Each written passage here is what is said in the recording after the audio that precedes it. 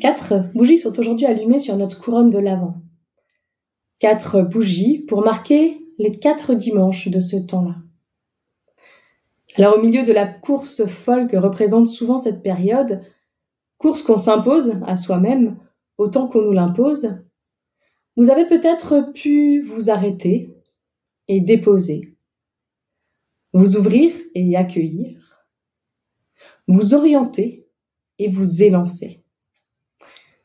L'impatience est grande, l'attente se fait longue, on le voit clairement pour les enfants qui n'en peuvent plus et qui trépignent, mais c'est vrai aussi, je crois, pour les adultes. Alors rassurez-vous, plus que 3 dodos avant Noël. Oui, il vient, celui que nous attendons, celui que nous espérons. Alors dans les jours qui viennent, nous allons vous proposer de vous émerveiller et de savourer. En avant pour recevoir des forces nouvelles. Dans le livre du prophète Ésaïe au chapitre 25.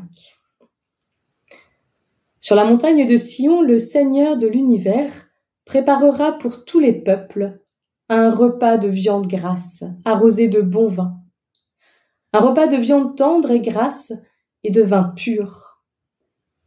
Sur cette montagne, il enlèvera le voile de deuil qui enveloppe tous les peuples, le drap des morts qui couvre tous les pays. Il détruira la mort pour toujours. Le Seigneur Dieu essuiera les larmes sur tous les visages. Les raisons de s'émerveiller et de savourer ne manquent pas en cette période de fête. Et dans les 3 jours qui viennent, vous allez entendre quelques témoignages de la manière dont des pasteurs de notre Église vivent ce temps. Qu'est-ce qui les émerveille? Qu'est-ce qu'ils aiment savourer en cette période particulière de l'année? Les lumières qui scintillent et qui apportent de la chaleur au creux de l'hiver, les musiques, les odeurs, les délices salées et sucrées qui ornent les tables, les gestes de solidarité, les retrouvailles, les souvenirs qu'on se crée, les cultes de fête dans nos communautés, les yeux qui brillent. Mais la douce saveur de ce temps de Noël n'est-elle pas gâchée par l'amertume d'un monde qui ne va pas bien? Par le souci que nous portons pour celles et ceux qui, au près ou au loin, vivent ce temps dans des conditions qui sont moins propices à l'émerveillement. Le délicieux goût de Noël n'est-il pas gâché par l'actualité? Et peut-on vraiment s'autoriser à vivre ce temps de fête, à s'émerveiller, à savourer?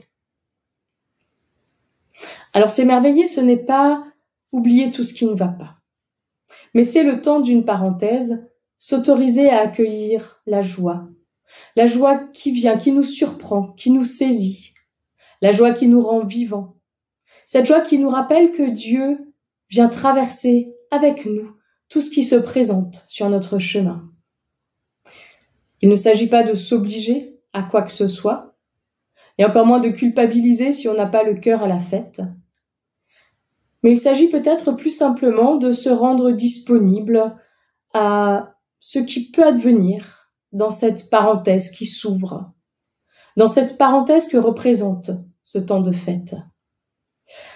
Et je me souviens de ce film que certains d'entre vous ont peut-être vu, un film qui s'appelle Joyeux Noël et qui retrace l'incroyable nuit du Noël 1914 sur le front, en plein cœur de la Première Guerre mondiale. Pour les soldats qui cette nuit-là ont déposé leurs armes et leur haine, qui ont fraternisé, qui ont fêté ensemble, ce n'était qu'une parenthèse, une toute petite parenthèse au milieu de la guerre.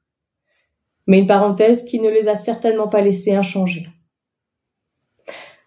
Alors oui, cette année encore, cette année aussi, nous pouvons nous émerveiller, nous pouvons savourer. Car dans cette parenthèse se vit déjà quelque chose de ce que nous attendons, quelque chose de ce que nous espérons.